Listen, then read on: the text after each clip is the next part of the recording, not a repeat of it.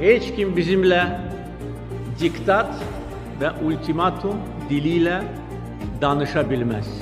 Qarabağ Azərbaycandır. 6 il əvvəl bu səs Ermənistanın belini qırmışdı. BMT-nin 30 il kağız üzərində qalan 4 qətnaməsini özümüz icra etdik. Və bugün həmin səs yenidən İrəvanın mərkəzindədir. Qalib lider Ermənistan ekranlarından bütün dünyaya Qafqazın xilas manifestini elan etdi.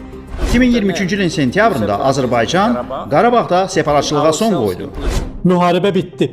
Suverenlik bərpa olundu. Bəs Əliyevin İrəvan mesajı revanşistləri niyə dəhşətə saldı? Bakı düşməni güllədən daha kəskin hansı silahla ram etdi?